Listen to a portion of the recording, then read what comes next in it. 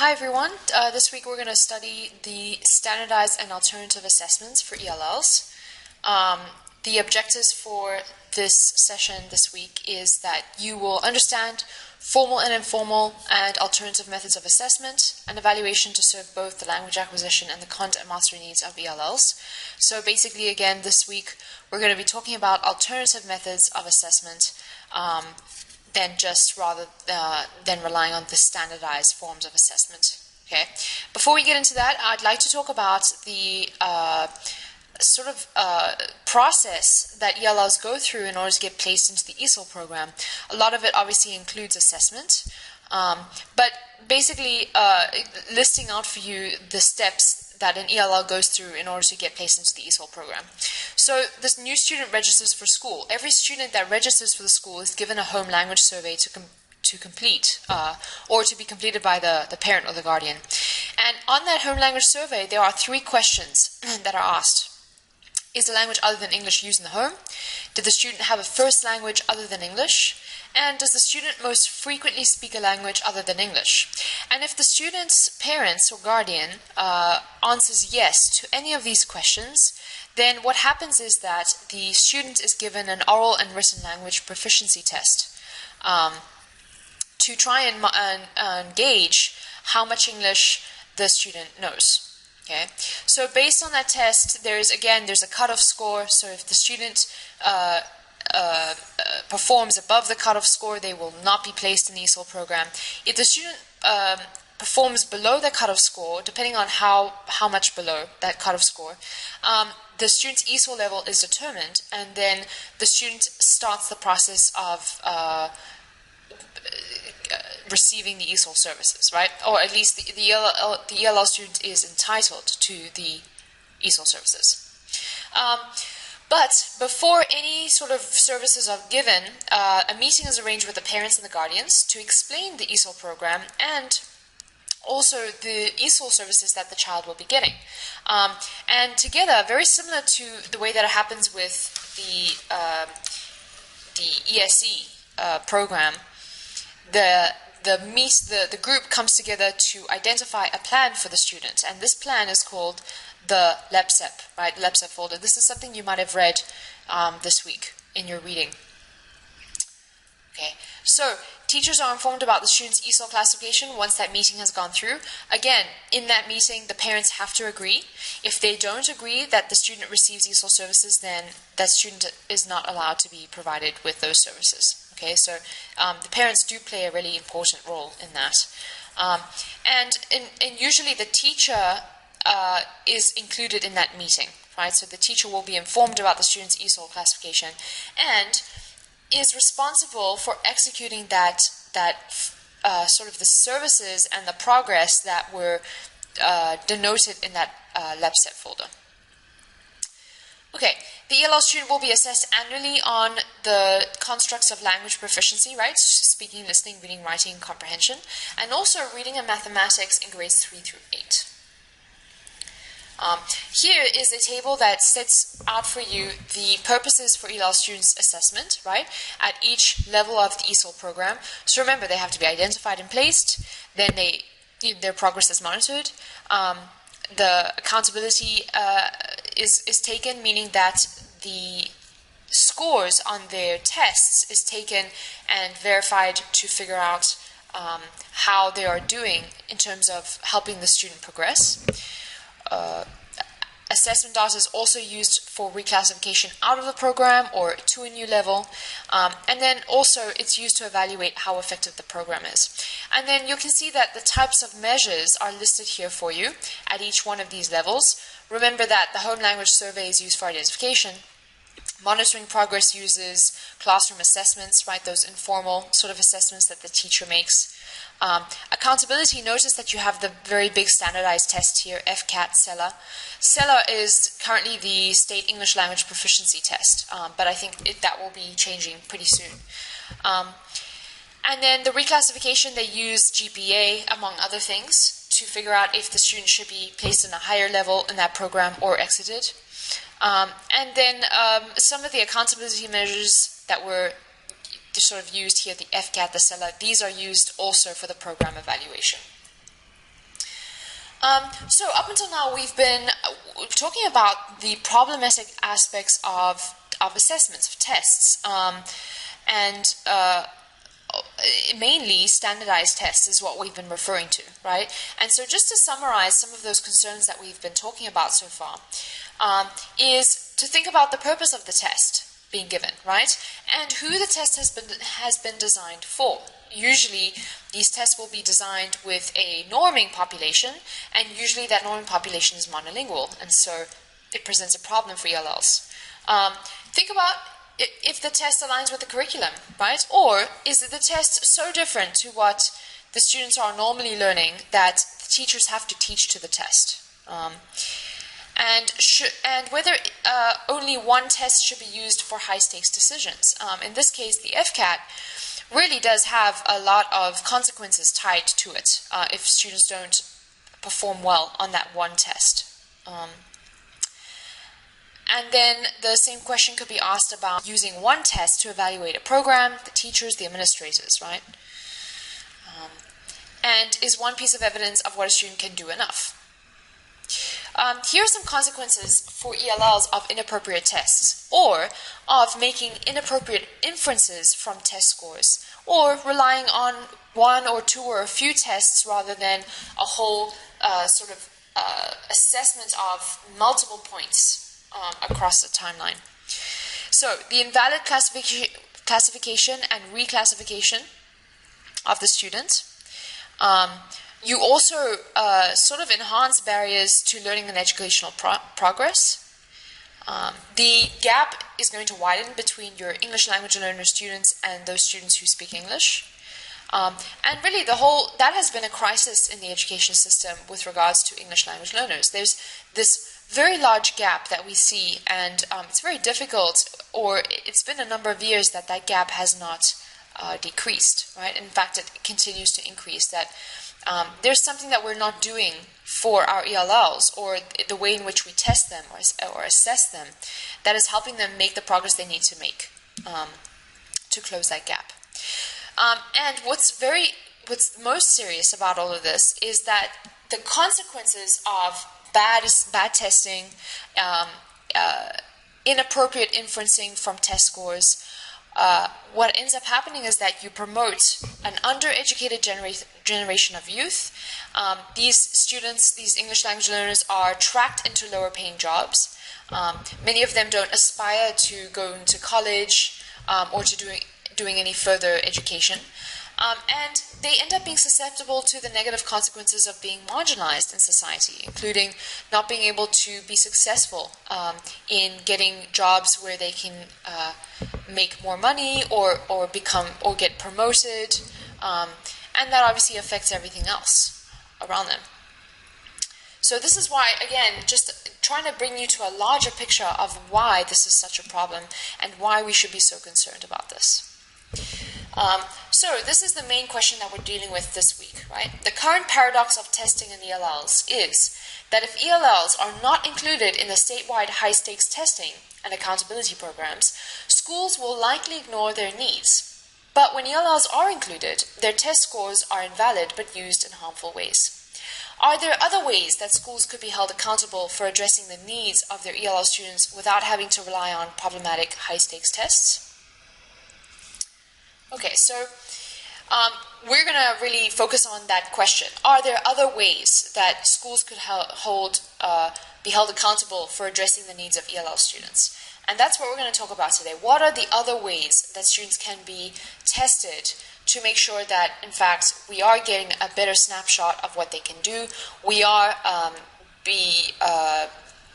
showcasing all of their abilities and all of their knowledge in the different ways in the different contexts. Okay, so now we get to the need for multiple measures, and that's what this is all about, right? We want to move away from that, relying on that one score from that standardized test, okay? But here are some facts that we know. We know that standardized high-stakes tests are here to stay. The reason we know that is because now, under No Child Left Behind, which was started by Bush and continued by Obama, the ways in which we fund our public schools are intimately connected to the ways in which students perform on the high stake tests. And this is because what has been put into place are standards that we expect all students to reach every grade level, right? And those are what are tested on those standardized state tests like the FCAT. So success on these tests is defined as meaning a cut score sometimes, if not a norm reference test. But many times it's both, right? The test measures in both. The tests have different components that capture both norm referenced and criterion referenced ways of assessing students. But on a cut score, student growth is not documented, right? What we know from a cut score is whether students pass or fail. Also, English language learners learn more and more English with each day, week, and month in school. I mean, imagine how many experiences they're having, how many interactions they have on a daily basis, and how many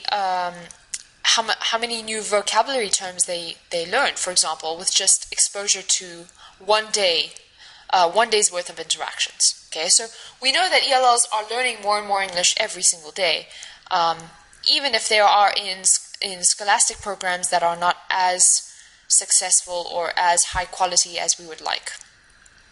So teachers need to use multiple measures to track students' progress, and this is where the alternative authentic assessments come in. Okay, the more measures you have, right, and the more varied that these measures are, the stronger evidence you're going to have of the student's knowledge and skills. In addition to that one test score that they're getting from that standardized test. So I want to show you an example of an illustration of how high stakes tests cannot account for students' growth. Okay, so you can see student A. Student A is a typical native English-speaking student.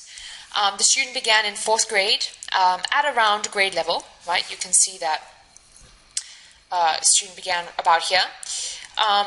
And the student learned enough during that school year to pass the state test for his grade level. Okay, so you can see that that line is the 4th grade state test passing standard, and their growth allowed them to succeed and be able to pass that cutoff score. Okay, so they're going to have no problem going into 5th grade. Okay, now we get student B, right? And student B is a very bright English language learning student who is from a poor country and who has been in the US for less than a year before entering the 4th grade. And the student began school just above the kindergarten level. Okay, so you can see that the student is at the beginning between 1st and K in terms of knowledge ability.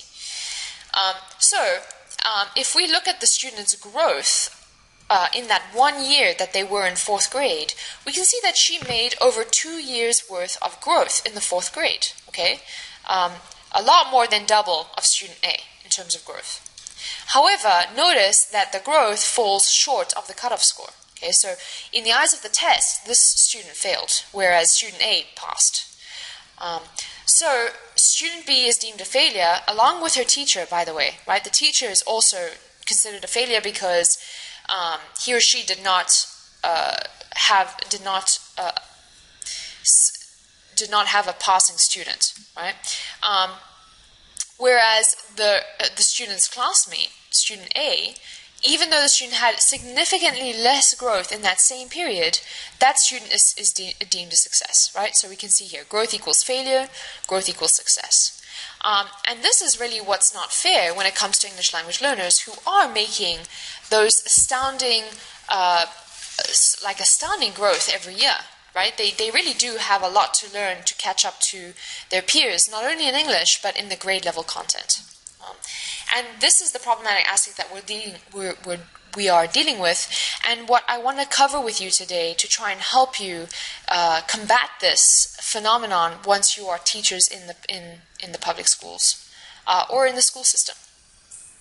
Okay, so I'm going to read this this little excerpt for you, which it talks about a teacher in this situation, okay, where the ELL students did not pass the test, and what happened and what the teacher did. Okay, When I was an elementary school teacher, I was required to administer the state's high-stakes test, the SAT-9.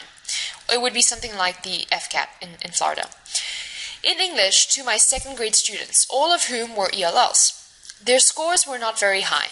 At the end of the school year, when I was required to sit down with my principal to go over my students' test scores, I brought along samples from their portfolios. The portfolios provided evidence that when many of my students came to me at the beginning of the school year, they were reading at the kindergarten or beginning of first grade level, but most had made over a year's growth in their reading ability. I showed him writing samples from the beginning of the year, which revealed that many students had struggled just to write a full sentence. And then I showed him how these same students, by the end of the year, were writing full paragraphs and stories. I showed evidence that students who began the year unable to add or subtract were now able to do grade-level math work. In short, the multiple measures of my students, gathered in their portfolios throughout the year, demonstrated that most of them had made tremendous progress. The state's test, and remember, a test is a snapshot, right? It's a snapshot, and it's very difficult to test multiple skills in multiple areas and different types of knowledge in one test. Okay, so the state's test made my students and me, as their teacher, look like failures. The authentic assessments, in contrast, the portfolio in other words, provided substantial evidence that my students worked hard and made more progress than most students make in a single school year. They were anything but failures. My principal agreed that these alternative assessments painted a more fair and accurate measure of the progress of our students than did the state test. Right? And in fact, that teacher was going to be fired and was able to save his job by providing these portfolios, which provided that evidence of the rich learning and the progress that the students had made. Okay, and this is really what this session is about today. We're going to talk about alternative, authentic assessments, and also ways in which you can incorporate them and create portfolios to make sure that if your ELL students don't do well on the standardized tests, you still have evidence of their progress, both to help them, but also to help you out of a difficult situation that may end up in termination of your job. Okay, so alternative assessments are not like the standardized or the pencil paper classroom-based tests. Okay, it's basically any sort of way, and the more creative the better usually, to find out what students can do, and in a way that shows their growth, and it also informs the teacher of what the teacher should be doing in terms of instruction. These alternative assessments should be mirroring the standards, right, or the curriculum goals or the objectives of that lesson. And these are usually criterion referenced. They're never norm referenced. We always want to showcase what information the student has learned, what skills the student has been able to master, right? It's not about how does the student compare to another student. Authentic assessments are activities that more closely match the instructional practices in the classroom. So if the teacher is modeling a particular skill in a particular way, then it would only make sense to have a sort of assessment or a sort of test where you're asking students to show that skill in a very similar way, right? The way that the teacher is modeling is the way that you want to assess the students, and that's what's fair, and that's what we call authentic assessments. These assessments should reflect the student learning, but it should also incorporate their achievement, their motivation, their attitudes on the instructionally relevant classroom activities. Also, what is really nice about authentic assessments is that the teacher tries to bring in as much real-world applications as possible, right? So always thinking about, why does this information matter? How is it represented in the real world? When will I encounter this information outside of school? And also, authentic assessments are considered more valid and reliable because it genuinely and consistently, like it happens multiple times a week for over a year, assesses the student's classroom performance and comes from the teacher, right? The teacher is making these tests, and so the teacher knows what the teacher is doing every day, what the curriculum is, how he or she is presenting the material, and so they can formulate the test to be consistent with what they with how and what they're doing in the classroom. Performance assessments, some different types of performance assessments. These include oral interviews, story or text retellings, writing samples, student observations, projects, exhibitions, experiments, demonstrations, and response items. These are different ways that a teacher can measure a student in an alternative or authentic way. Okay. Also, what's important is to include student self and peer assessment. You'll notice that as part of your assignments, I ask you to fill out a self and peer evaluation form. This is because I want to hear how you feel you did, how you work together, and take that into account when I assess you on your assignments. Okay, and then the last thing is the portfolio assessment, which basically is just describing how you take the multiple tests that you give, right, the formal, informal, maybe some of these performance assessments that are shown right here, and you compile them into a folder that showcases growth over time.